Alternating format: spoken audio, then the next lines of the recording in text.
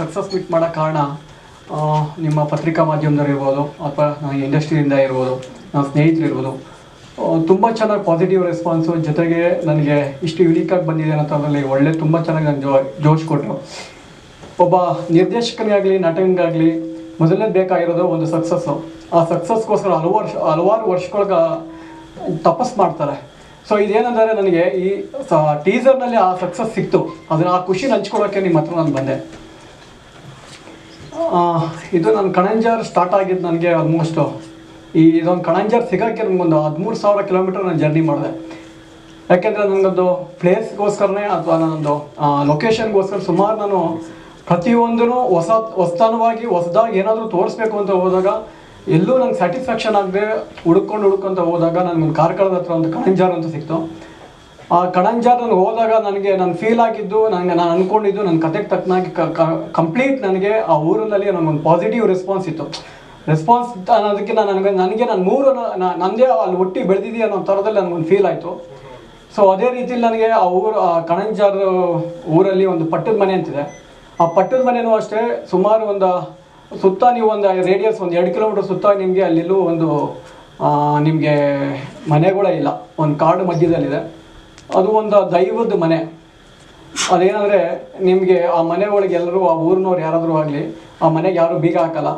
ಹೋಗ್ಬೇಕಾದ್ರೆ ಎಲ್ಲರೂ ಚಪ್ಪಲಿ ಈಚೆ ಬಿಟ್ಬಿಟ್ಟೆ ಒಳಗಡೆ ಹೋಗ್ತಾರೆ ಅಂತ. ಯಾಕೆಂದರೆ ಅದನ್ನು ಒಂಥರ ದೇವಸ್ಥಾನ ಹತ್ರ ಒಂದು ಪವಿತ್ರವಾದ ಜಾಗದ ಥರ ಎಲ್ಲರೂ ಅಲ್ಲಿ ಆ ಸುತ್ತಮುತ್ತಿನ ಜನ ಪ್ರೀತಿಸ್ತಾರೆ ಅದನ್ನು. ಅಂಥ ಜಾಗ ನನಗೆ ಸಿಕ್ಕಿದ್ದು ನನಗೆ ಬಹಳ ಪುಣ್ಯ.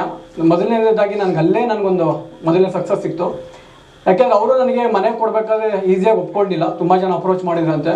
ಅವ್ರದ್ದೇ ಆದಂಥ ಒಂದು ಪ್ರೊಸೀಜರ್ ಇರುತ್ತೆ.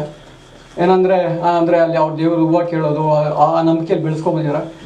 ಅಲ್ಲಿ ನನಗೆ ಅವರು ನನಗೆಲ್ಲ ಹೂವು ಕೊಟ್ಟಿದೆ, ನೀವು ಮಾಡ್ಬೋದು ಅಂತ ಹೇಳಿದಾಗ ನನಗೆ ಅಲ್ಲಿಂದ ಶುರುವಾಯಿತು ನನ್ನ ಜರ್ನಿ ಸಕ್ಸಸ್ ಅನ್ನೋದು.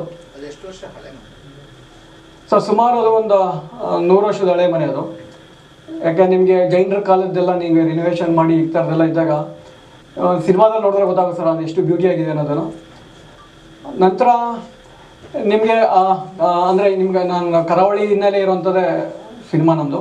ಹಂಗಂತ ನನಗೆ ಕಂಬಳ ಕೋಲ ಆಗಲಿ ಅಥವಾ ಮೀನುಗಾರ ಕಥೆ ಆಗಲಿ ಇದರಲ್ಲಿ ನಾನು ಬಳಸ್ಕೊಂಡಿಲ್ಲ.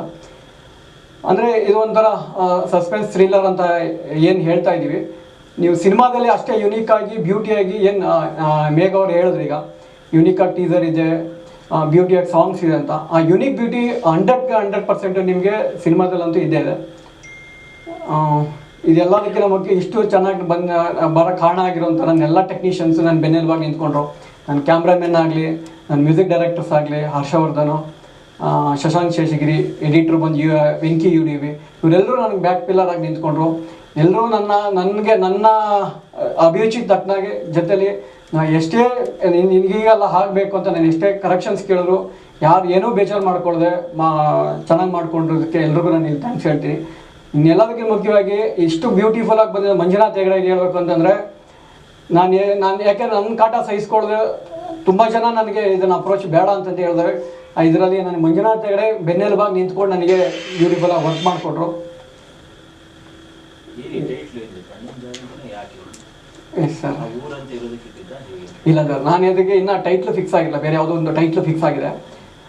ಕಣಂಜಾರು ಅಂತ ನನಗೆ ಅಲ್ಲಿ ಹೋದಾಗ ನನಗೆ ನನ್ನ ಸಬ್ಜೆಕ್ಟ್ಗೂ ಮತ್ತು ಆ ಊರಿನ ಇದಕ್ಕೂ ಕಣಂಜಾರು ಅಂದರೆ ನಾನು ಯಾಕೆ ನನ್ನ ಸ್ನೇಹಿತರು ಒಬ್ಬರು ಕಾಲ್ ಮಾಡಿದಾಗ ಯಾವಾಗಲೂ ನಾನು ಅವ್ರಿಗೆ ಕಣಂಜಾರಲ್ಲಿ ಇದ್ದೀನಿ ಅಂತಂದಾಗ ಅವನು ಆ ಕಣಂಜಾರದ ಪ್ರೊನೌನ್ಸಿಯೇಷನ್ ಬರದೆ ಕೇರಳ ಇದನ್ನೆಲ್ಲ ನನ್ನ ಲೊಕೇಶನ್ ಎಲ್ಲ ಒಂದಷ್ಟು ಫೋಟೋಸ್ ಎಲ್ಲ ಕಳಿಸ್ತಾ ಇದೆ.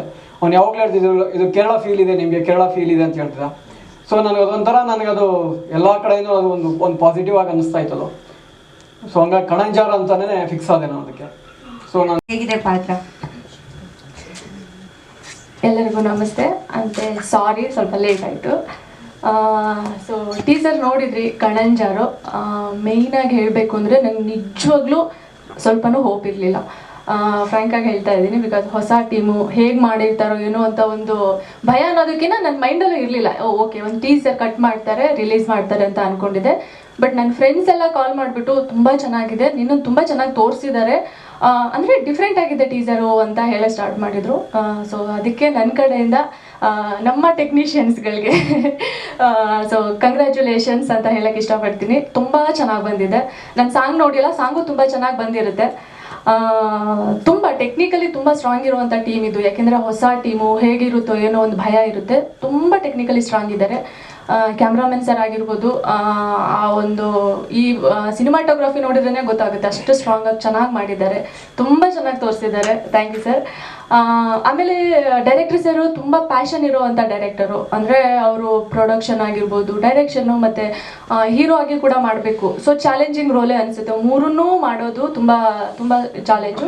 ಯಾಕೆಂದರೆ ಸೆಟ್ಟಲ್ಲೂ ನಾನು ತುಂಬ ಸಲ ಜಗಳ ಮಾಡಿದ್ದೀನಿ ಸರ್ ಹತ್ರ. ಸ್ವಲ್ಪ ಪ್ರಾಬ್ಲಮ್ ಆಗೋದ್ರಿಂದ, ಯಾಕೆಂದರೆ ಎಲ್ಲ ಅವರಿಗೆ ಮೈಂಡಲ್ಲಿ ಎಲ್ಲನೂ ಅವರೇ ಮಾಡಬೇಕಾಗುತ್ತೆ. ಸೊ ಅದನ್ನು ನಾವು ಅರ್ಥ ಮಾಡ್ಕೋಬೇಕಾಗುತ್ತೆ ಆರ್ಟಿಸ್ಟ್ಗಳಾಗಿ. ಸೊ ಈ ಥರ ತುಂಬ ಚೆನ್ನಾಗಿ ಬಂದಿದೆ. ನನಗಂತೂ ಈ ಸಿನಿಮಾ ಟೀಸರ್ ನೋಡಿ ತುಂಬಾ ಇಷ್ಟ ಆಯಿತು. ಒಂದು ಆಮೇಲೆ ಈ ಸಿನಿಮಾದಲ್ಲಿ ನಾನು ಒಂದು ಕ್ಯಾಮಿಯೋ ರೋಲ್, ಗೆಸ್ಟ್ ರೋಲ್ ಥರ ಮಾಡ್ತಾ ಇರೋದು. ನಾನು ಸ್ವಲ್ಪ ಸೀನ್ಗಳಲ್ಲಿ ಮತ್ತು ಒಂದು ಸಾಂಗಲ್ಲಿ ಕಾಣಿಸ್ಕೋತೀನಿ. ಇದು ತುಂಬ ಸ್ಪೆಷಲ್ ಇರುವಂತಹ ಸಾಂಗು. ಸೊ ನಂಗೆ ತುಂಬ ಇಷ್ಟ ಆಯಿತು ಸಾಂಗು ಮತ್ತು ಮೂವಿ. ಸೊ ಎಲ್ಲ ಟೀಮ್ಗೆ ನನ್ನ ಕಡೆಯಿಂದ all the very best. Director already ಎಲ್ಲ ಹೇಳಿದ್ದಾರೆ ಆ್ಯಕ್ಚುಲಾಗಿ ಹೆಂಗೆ ಶೂಟ್ ಮಾಡಿದ್ವಿ, ಏನು ಮಾಡಿದ್ವಿ ಅನ್ನೋದು. ಟಾರ್ಚರ್ ಅಂತ ಅಂದ್ಕೊಂಡು ಕೆಲಸ ಮಾಡೋಕ್ಕಾಗಲ್ಲ ಯಾವತ್ತೂ. ಯಾಕಂದರೆ ಅದರಲ್ಲಿ ನನಗೂ ನೇಮ್ ಬರಬೇಕು ಅನ್ನೋ ಎಕ್ಸ್ಪೆಕ್ಟೇಷನ್ ಇರುತ್ತೆ. ಆಮೇಲೆ ಅವ್ರ ವಿಷನ್ಗೆ ನಾನು ಸಪೋರ್ಟ್ ಮಾಡಬೇಕು, ಅದನ್ನು ನನ್ನ ರೆಸ್ಪಾನ್ಸಿಬಿಲಿಟಿ. ಸೊ ಅದಕ್ಕೋಸ್ಕರ ನಾವು ಡೈರೆಕ್ಟ್ರದ್ದು ಹೆಂಗಿದೆ ಸ್ಕ್ರೀನ್ ಪ್ಲೇ ಇರ್ಬೋದು ಅಥವಾ ಶಾರ್ಟ್ ಡಿವಿಷನ್ ಇರ್ಬೋದು, ಅದನ್ನು ನಾವು ಮುಂಚೆನೇ ಪ್ರಿಪೇರ್ ಆಗಿದ್ವಿ. ಇವತ್ತು ಏನು ಶೂಟ್ ಮಾಡ್ತೀವಿ ಅದಕ್ಕೆ ಮುಂಚೆನೇ ಪ್ರಿಪೇರ್ ಆಗಿಬಿಟ್ಟು ನೀಟಾಗಿ ಲೊಕೇಶನ್ಗೆ ಹೋದ್ಮೇಲೆ ಅದನ್ನು ಏನು ಬೇಕು ಅದನ್ನು ಶೂಟ್ ಮಾಡಿಕೊಂಡು, ಆಮೇಲೆ ಎಕ್ಸ್ಟ್ರಾ ಬ್ಯೂಟಿಗೆ ಏನಾದರೂ ಬೇಕು ಅಂತಂದರೆ ಅದನ್ನು ಕ್ಯಾಪ್ಚರ್ ಮಾಡ್ಕೋತಿದ್ವಿ ಎಕ್ಸ್ಟ್ರಾ ಟೈಮ್ ಇದ್ದರೆ.